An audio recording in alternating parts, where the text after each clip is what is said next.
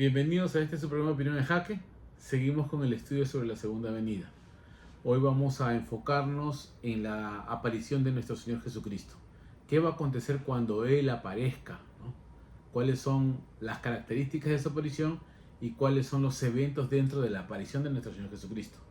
Para esto vamos a seguir con el método comparativo para poder explorar lo que dice 2 Tesalonicenses capítulo 1 y 2 sobre la aparición del Señor, y lo vamos a comparar con Mateo 24, como ya hemos venido analizando las 10 señales previas que hay en ese capítulo. Para esto les pido que me acompañen teniendo su Biblia a la mano, y vamos a hacer un pequeño recuento de lo que ya hemos dicho en 2 Tesalonicenses, y solamente voy a explicar algunos detalles concretos nada más. En el capítulo 1, a partir del verso 6, se dice lo siguiente en cuanto a la aparición del Señor. Primero, que Él va a tribular a los perseguidores de la iglesia, ¿no? Verso 6, porque esto es justo delante de Dios pagar con tribulación a los que os atribulan, ¿no? Y verso 7 dice, consolar a los cristianos perseguidos, y a vosotros que sois atribulados, daros reposo con nosotros cuando se manifieste el Señor Jesús desde el cielo con los ángeles de su poder. Aquí tenemos que notar lo siguiente. Estamos recapitulando los detalles de la aparición del Señor. ¿Qué va a acontecer exactamente cuando Él aparezca? Va a traer juicio sobre los perseguidores de la iglesia, ¿ah? Y va a traer reposo, consuelo, alivio sobre la iglesia. En su aparición, eso dejémoslo claro. La norma hermenéutica que estamos planteando es que los textos claros y sencillos nos iluminan cualquier pasaje oscuro difícil de comprender. De aquí partimos, por supuesto, bajo otra norma hermenéutica. Primero sacamos el pensamiento exacto del pasaje bajo el método analítico, ¿no? Para luego, ¿no?, establecer el método temático o tópico para comprender sobre qué materia se está hablando con el fin de que podamos compararla exactamente, ¿no? Y aquí estamos viendo que en la aparición del Señor va a ejercer justicia sobre los cristianos y va a castigar a los impíos que atribulan a la iglesia. Es algo interesante que dice que viene con los ángeles de su poder. En la parte final del verso 7 dice que viene con los ángeles de su poder. O sea que la aparición del Señor para hacer justicia, traer juicio, y en este caso justicia para la iglesia, juicio para los pecadores y justicia para la iglesia, vemos que aparece con sus ángeles. O sea, ya es un evento, digamos, trascendental, ¿no? Porque aparece con todo su séquito, ¿no? Todo su ejército. Y bueno, en el verso 8 sigue explicando la retribución a quienes no creyeron en el Señor. Lo voy a pasar por alto, el verso 8 y 9, ¿no? Y me voy a enfocar en el verso 10, porque vuelvo a repetir, cuando venga en aquel día para ser glorificado en sus santos y admirado en todos los que creyeron. O sea, viene para castigar a los que no creyeron y para ser glorificado por los santos, en este caso la iglesia. Entonces eso queda bien claro para especificar que en la venida del Señor, en su aparición, Él va a venir para establecer justicia a la iglesia y juicio y castigo a los que persiguieron a la iglesia. Aquí estamos viendo algunos detalles, pues, ¿no? Algunos detalles de la aparición. Ya vamos a ver qué eventos hay detrás de la aparición, qué otras acciones hay dentro de la aparición de nuestro Señor Jesucristo, qué otros acontecimientos hay que acompañan esta serie, digamos, esta serie de acciones o eventos internos dentro de la aparición del Señor. Muy bien, en el capítulo 2 hay otro elemento que debemos señalar. Está en el verso 2, perdón, el capítulo 2, verso 8, que dice lo siguiente. Está hablando del hombre inicuo, ¿se acuerdan? Vimos sus características, pero ahora dice algo interesante de la aparición del Señor dentro de este capítulo. Y entonces se manifestará aquel inicuo, a quien el Señor matará con el espíritu de su boca y destruirá con el resplandor de su venida. Aquí notamos directamente que en la aparición del Señor va a morir el anticristo, con el espíritu de su boca, o sea, con el poder de su palabra, y con el resplandor de su venida, o sea, solamente con la aparición de su gloria va a consumir al anticristo, a este hombre inicuo.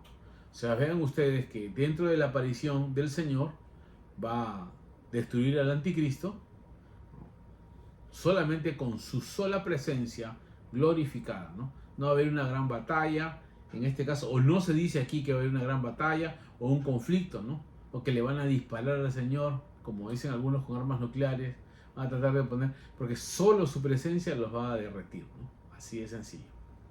Muy bien, estos detalles entonces tenemos que compararlos con Mateo 24. ¿Qué parte de la información de Mateo 24, a qué parte de la información que da Jesús se refiere? Pablo, ¿no? Ustedes se acordarán que en Mateo 24 ya hemos explicado que está, digamos, entrelazado la segunda venida con la destrucción del templo, ¿no? Y se distingue en el capítulo 24, versículo 15, cuando dice: cuando veáis en el lugar santísimo la abominación desoladora del que habló el profeta Daniel. O sea, veáis es la segunda persona del plural y le está hablando directamente a los discípulos, a los que están oyendo en ese instante. Y se diferencia, por supuesto, de la segunda venida, de la aparición del Señor, en el verso 30, dice: entonces aparecerá la señal del Hijo del Hombre en el cielo, y entonces lamentarán todas las tribus de la tierra y verán al Hijo del Hombre. Aquí está en tercera persona en el plural. O sea, cambia de persona, y eso distingue entonces que ellos iban a ser testigos oculares de la destrucción del templo y de la caída de Jerusalén, y no iban a ser testigos de la aparición del Señor. Porque algunos quieren decir que falló su profecía porque no retornó el Señor Jesús ese día de la destrucción del templo por mano de Tito. No se refería a eso. Y eso se tiene que distinguir, ¿no? Está entrelazado entonces esta historia, y tenemos que ver qué versículos se refieren a la destrucción del templo o a la caída de Jerusalén, y qué versículos se distinguen de la aparición del Señor Jesucristo por segunda vez. Esto se puede ver, por ejemplo, cuando comienza a narrar a partir del verso 16 y dice: entonces los que estén en Judea huyan a los montes, y el que esté en la azotea no descienda para tomar algo de su casa, ¿no? Y comienza a explicar, ¿no? A explicar lo que va a acontecer con Jerusalén, ¿no? Ese día. Y dice el verso 21: porque habrá gran tribulación, cual no ha habido desde el principio del mundo hasta ahora, ni la habrá. O sea, la destrucción de Jerusalén fue una gran tribulación. Y si aquellos días no fuesen acortados, nadie sería salvo. Se refiere a ellos, ¿no? A causa de los escogidos. Bueno, entonces, si alguno os dijere, ¿ves? Vuelve a la segunda persona del plural. Os dijere: mirad, aquí está Cristo, o mirad, está allá, no le creáis. Segunda persona del plural. Porque se levantarán falsos cristos y profetas, y harán grandes señales y prodigios, de tal manera que engañarán, si fuera posible, aún a los escogidos. Ya os lo he dicho antes. Así que si os dijeren: mirad, está en el desierto, no salgáis. Mirad, o mirad, está en los aposentos, no lo creáis. Y aquí viene el verso 27. Porque como el relámpago que sale del oriente y se muestra hacia el occidente, así será la venida del Hijo del Hombre, ¿no? Aquí empiezan las características de cómo será la aparición, ¿no? En este caso será rápida, ¿no? Rapidísima, ¿no? Y será pública, porque donde viene el otro ejemplo, porque donde quiera que estuviera el cuerpo muerto, ahí se juntarán las águilas. O sea, no solamente va a ser rápido, sino va a ser público, ¿no? Porque las evidencias van a constar para todos, ¿no? Tanto creyentes como incrédulos. Los incrédulos van a darse cuenta de que viene, ¿no? Pero no van a tener la expectativa de la espera, como va a haber en los cristianos, ¿no? Aunque no sabemos el día, puede que nos tome de sorpresa, pero no quiere decir que es inesperado. No sabemos el día y la hora, pero esperamos que Él venga. Y vamos a ver más adelante cuando nos aconseja velar, ¿no? ¿Ya? Entonces podemos ver las señales y ya sabemos que ya va a llegar, ¿no? Pero no sabemos el día y la hora, pero tenemos la expectativa de que va a llegar. No nos va a tomar, digamos, no nos va a tomar incautos, inocentes, ¿no? Sino nos va a tomar listos. ¿Ya? Esa es la idea. Bueno, Después de esto vamos al verso 29 y aquí viene lo que vamos a ir, digamos, señalando sobre la aparición, porque aquí vamos a entrar luego a los detalles, porque luego tenemos que comparar con otros capítulos de la Biblia para que veamos qué otras acciones van a ocurrir dentro de la aparición del Señor, ¿no? Dice, "E inmediatamente después de la tribulación de aquellos días", no dice gran tribulación, dice tribulación de aquellos días, aquí empieza el asunto, el sol se oscurecerá, la luna no dará su resplandor, las estrellas de los cielos caerán y las potencias de los cielos serán conmovidas. Este versículo nos habla de un gran telón que va a acompañar la aparición del Señor, la conmoción del cosmos, ¿ya? El gran sistema solar va a sufrir una catástrofe, va a ser afectado completamente, para que vean el poder de su presencia, ¿no? Cómo su presencia va a afectar el sistema solar, ¿no? La galaxia entera, digámoslo así, y se va a concentrar entonces, digamos, en la imagen pública, que va a ser tan rápido, porque ustedes saben que ni una bomba nuclear va a poder compararse a la presencia del Señor, ¿no? En ese nivel, con todo su poder y su gloria, ¿no? Tanto así que va a afectar, su presencia va a afectar el universo, ¿no? Va a afectar el universo. Así como el sistema solar, el Sol hace que los planetas giren alrededor, ¿no? Los mantiene en armonía, ¿ya? Gracias por supuesto a la providencia divina. Así va a ser el efecto de la presencia del Señor, va a conmocionar todo el cosmos. Verso 30. Entonces aparecerá la señal del Hijo del Hombre en el cielo, y entonces lamentarán todas las tribus de la tierra. Vuelve a recalcar que será un evento público. Es sorpresivo, puede ser inesperado para los creyentes. No va a ser del todo inesperado. Puede ser sorpresivo, ¿no? Que ya llegó el Señor, qué bueno, ¿no? Vamos a saberlo. Pero no inesperado, porque vamos a saber por las señales que ya está viniendo. Por supuesto, los cristianos que estén en la expectativa, ¿no? Los que estén velando. Seguimos. Va a ser un evento público, ¿no? Y aparecerá en las nubes del cielo con gran poder y gloria, ¿no? Un evento que va a afectar al planeta entero. Y verso 31, las primeras acciones que van a acontecer cuando aparezca el Señor. En medio de que el planeta está siendo afectado, dice, y enviará a sus ángeles con gran voz de trompeta, y juntarán a sus escogidos de los cuatro vientos, desde un extremo del cielo hasta el otro. Muy bien, para algunos, aquí hay un gran conflicto entre la iglesia, ¿no? Sobre el arrebatamiento.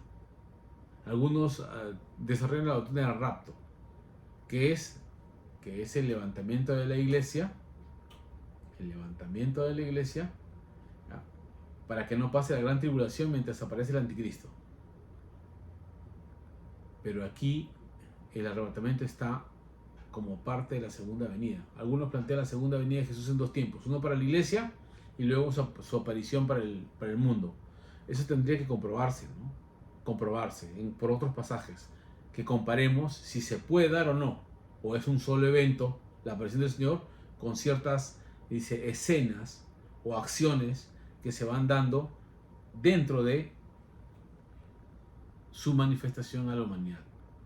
Pero recordemos que hay dos ejemplos que se dicen ahí claramente, ¿ya? Dos ejemplos que plantean que va a ser sorpresivo y va a ser público, ¿no es cierto? Bueno, sigamos leyendo, ¿ya? La selección de los creyentes. Esto es algo que debemos tomar en cuenta, porque más adelante vamos a ver en otro libro de Pablo, en 1 Tesalonicenses, en el capítulo 4, vamos a ver algo más sobre la selección de los creyentes, o en este caso el arrebatamiento de los escogidos, ¿no? Y vuelve a dar otro ejemplo, ¿no? De la higuera aprender la parábola, ¿no? Cuando ya su rama está tierna, disculpen que estoy leyendo muy rápido y se me traban las palabras, y brotan las hojas, sabéis que el verano está cerca. Nuevamente indica, ¿no? Otro ejemplo. Las señales nos dicen que ya llega el fruto. No sabemos exactamente qué día va a estar maduro, Sin embargo, sabemos que va a madurar. Por consiguiente, estamos con la expectativa de tomar el fruto maduro, igualito, ¿no? Tampoco voy a introducir otro pensamiento aquí sobre la idea de que Israel es la higuera a la cual se refiere el Señor. No lo voy a tomar en cuenta ahorita porque quiero ver qué dice el pasaje. Así también vosotros, cuando veáis todas estas cosas, miren, se refiere otra vez a los apóstoles. Conoced que está cerca, a las puertas. De cierto os digo que no pasará esta generación hasta que todo esto acontezca. Se refiere a la segunda venida o a la destrucción del templo. A la destrucción del templo.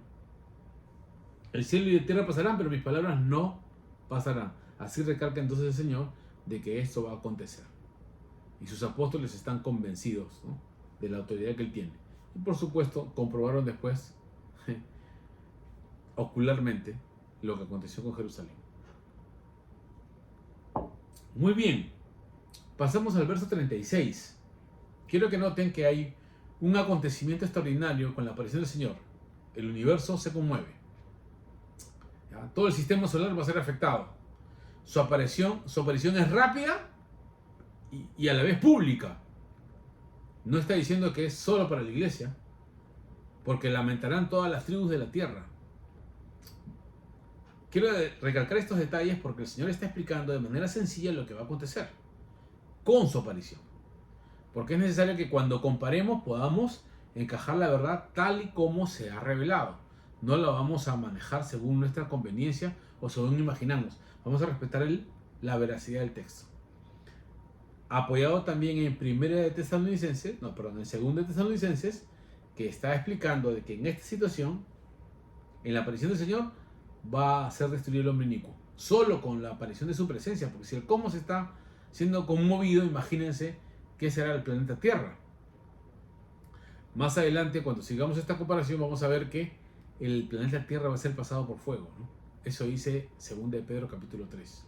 Pero esa es otra acción del Señor en su aparición que vamos a ir sumando a medida de que se explica estos pasajes, a la medida que utilizamos el método comparativo. Quiero que noten también algunos detalles, ¿no?, que tenemos que ir viendo aquí, algunos detalles a partir del verso 36, que nos dice: nadie sabe el día y la hora. Por eso les digo, nosotros vamos a intuir que ya el tiempo está cerca. No nos va a tomar, digámoslo así, como dice Pablo en el capítulo 5 de 1 Tesalonicenses, no nos va a agarrar dormidos, sino despiertos, velando. Aunque no sabemos exactamente qué día, qué hora, pero vamos a estar esperando hasta que aparezca, ¿no? Vamos a estar a la expectativa de su llegada. Y bueno, vuelve otro ejemplo, como los días de Noé. Lo voy a saltear, ¿no?, porque ahí resalta nuevamente el aspecto sorpresivo para los impíos, ¿no? Estaban bebiendo y de repente llegó el diluvio y se los llevó a todos. Y nuevamente a partir del verso 40 se explica el arrebatamiento. Entonces estarán dos en el campo, el uno será tomado y el otro será dejado. Dos mujeres estarán moliendo en un molino, y una será tomada y la otra será dejada, ¿no? Y aquí está explicando: velad pues, no sabéis a qué hora ha de venir vuestro Señor. Estamos a la expectativa de que ella viene. Esa es la recomendación, velar, para que no nos haya ido durmiendo, o sea, no nos sorprenda su llegada, ¿no?, sea inesperada para nosotros. No, la iglesia va a estar a la expectativa de su llegada. Y luego pasa entonces al ejemplo del padre de familia que vela, en este caso, que cuida su casa para evitar que algún ladrón se lleve algo, ¿no? Entonces él está esperando el momento en que llegue, está advertido de que va a llegar, aunque no sabe en qué momento, pero lo espera sigilosamente. Tiene esa expectativa de que ya está por llegar. Entonces cuando llega lo atrapa para evitar que roben su casa. Y luego pasa al ejemplo del mayordomo fiel y el infiel a partir del verso 45. Son ejemplos que se van dando, ¿no? Son ejemplos, pero ya se siembra los detalles de la aparición. En este caso, la conmoción del universo, que es un evento sorpresivo para los incrédulos, digamos, en este caso, para los creyentes no es inesperado porque estamos a la expectativa. Sin embargo, tenemos que ser conscientes de que el cosmos va a ser conmovido y va a ser un evento público, tanto para creyentes como para incrédulos, ¿no? Y luego pasa a enfocarse en lo que va a pasar en los días de Noé, y también el mayordomo fiel, o el ejemplo del mayordomo fiel y el infiel, ¿no? Un ejemplo es para los mundanos, qué les va a pasar a los mundanos, porque para ellos es completamente sorpresivo, pero la iglesia tiene que estar en expectativa, porque conoce la verdad y debe vivir según la verdad. Los que no viven según la verdad van a estar, en este caso, durmiendo, ¿no? Y ahí viene el conflicto, ¿no? Sobre el crujir de dientes para aquellos que van a ser expulsados de la casa del Señor por no mantenerse en una vida de entrega, de comunión y santidad, esperando la aparición del Señor. Los dejo con esta pequeña explicación de Mateo 24 a medida que vamos comparando con 1 Tesalonicenses, no me equivoco cada rato, con 2 Tesalonicenses. El desafío es que podamos ver qué elementos sencillos nos va comunicando de los detalles de su aparición, ¿no? Qué acontecimientos pequeños van a ir dándose y que son necesarios para que los conozcamos, con el fin de que a medida de que vayamos comparando tengamos todo el cuadro completo de las acciones que va a tomar el Señor o que van a acontecer cuando Él aparezca, porque faltan muchos más, por supuesto, que tenemos que ir viendo en otros capítulos de la Biblia. Muy bien, les agradezco por estar con nosotros y espero que compartan este video, que lo examinen, manden sus preguntas, porque nuestro deseo es seguir enriqueciendo la vida de la iglesia.